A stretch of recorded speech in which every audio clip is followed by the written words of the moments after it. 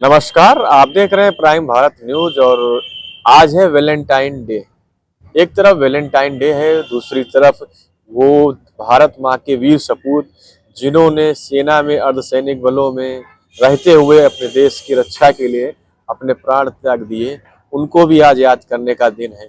एक दूसरी तरफ जो हिंदुवादी संगठन है वो राजधानी लखनऊ में सुबह से पार्कों में और जो सार्वजनिक जगह है वहां पर एक अभियान चला रहे हैं लैला मजनू लठ पूजन दिवस के रूप में, जिसमें कई हिंदुवादी संगठन के नेता और कार्यकर्ता अपने हाथों में लाठी लेकर के उन लोगों को चिन्हित कर रहे हैं और उन लोगों को प्रशासन के हवाले करने का काम कर रहे हैं जो नव युवतियों को या स्कूल कॉलेज की जो पढ़ने वाली युवतियां हैं या जो कैसी भी जो उनके सम उम्र हैं उनको एक तरीके से प्रपोज करने का जो क्या प्रयास करते हैं या उनसे किसी भी प्रकार का जो है क्या कहते हैं वो अपनी बात पहुंचाने की कोशिश करते हैं हाथों में गुलाब को लेकर के, तो उन लोगों पर लगाम लगाने के लिए हिंदुवादी संगठन कई आज सड़कों पर हैं।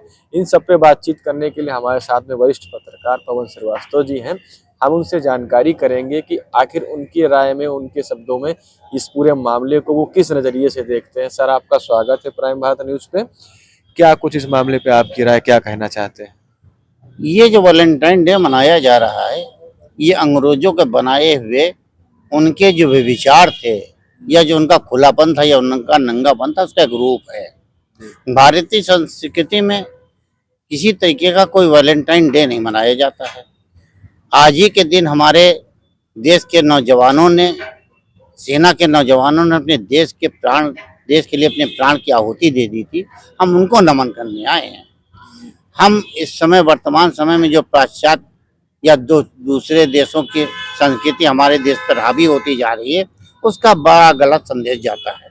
जिस तरीके से नवनियुक्तियाँ या नवयुवक, छोटे छोटे मासूम बच्चे जिनको वैलेंटाइन डे के बारे में नहीं पता, वैलेंटाइन का पूरी मीनिंग नहीं पता, वो भी इस लिप्त हो जाते हैं और उनके द्वारा किया गया कार्य वो समाज विरोधी होता है, संस्कृति विरोधी होता है, माँ बाप की आशाओं पे दुराघात होता है और कुठाराघात होता है, क्योंकि उनकी उम्र अभी पढ़ने वाली है, उनकी उम्र अभी सोचने वाली है, देश के अंदर उनके बारे में भविष्य बनाने वाली। लेकिन वैलेंटाइन डे के चक्कर में फंस के हजारों संख्या में नवयुवक और नवयुवतियां अपने जीवन को दूसरे रास्ते पे ले जाती, जो भविष्य में गर्द चला जाता है।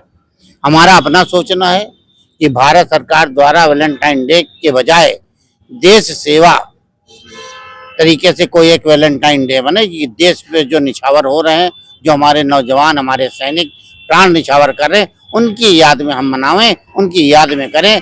आज के दिन दो तरीके का है। जो हमारे देश के सैनिकों ने अपने देश की रक्षा के लिए अपने शीश नवाए थे, प्राणों की आहुति दी थी, हम उनको नमन करके रूप में मनाते हैं। तो वैलेंटाइन की जगह में देश सेवा के, देश में निछावर करने वालों के लिए हम नमन करें, वो हमारा आज का दिन होना चाहिए। ये जो कई हिंदुवादी संगठन हैं, अभी मैंने देखा यहाँ पर कई जगह पे वो पार्कों पे अपनी निगाह रखे हुए हैं और लोगों को ये जो आज जो लोग सेलिब्रेट कर रहे हैं वैलेंटाइन के रूप में, उसको जो उस पर रोक लगाने के लिए उनको रोक रहे हैं और कई लोगों को प्रशासन के हवाले करने का भी काम कर रहे हैं। तो इसको आप किस तरीके से देखते हैं? वो उनका ये कार्य अत्यंत संविधान के अनुरूप नहीं है। कोई भी घटना होती है उसके लिए कानून है, संविधान है। हमें कोई हक नहीं देता कि हम डंडा लेके या लाठी लेके किसी भी नवनियुक्तियों को या नवयुवक को रोके। वो भी किसी न किसी के बच्चे हैं, किसी के हैं। इसमें देश फैलेगा, इसमें विचारधारा बदलेगी, एक अजीब सी घृणा पैदा होगी। जो भी संगठन इसको काम को कर रहा है वो लाठी के बजाय बात से समझाए, एक फूल दे उनके हाथों में, कहे बेटा ये तुमने गलत कर रहे हो, उसको पूरी तरीके से समझाए क्यों गलत कर रहे हो, क्या कारण है, हम क्यों आए हैं। लेकिन हम लठ लेके चलेंगे तो उसके रिएक्शन होगा, कुछ उसका गलत मैसेज जाएगा। हम देश को बना सकते हैं, देश को समझा सकते हैं, देश को लाठी के सहारे महाग नहीं सकते हैं। जो ये भी कर रहे हैं वो भी गलत कर रहे हैं, उनको इस तरीके का नहीं करना चाहिए।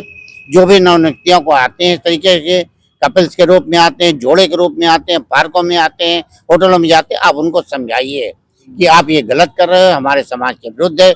वो आपकी बातें समझे, अपने आप उनको आ जाएगा। लेकिन आप लठ मार के समझाएंगे तो भाग जाएंगे, समाज से दूर हो जाएंगे, फिर कहीं ऐसी जगह ले जाके एकांत में दोनों जने बैठेंगे और कुछ हादसे भी हो सकते हैं आपके डर के मारे, भय के मारे।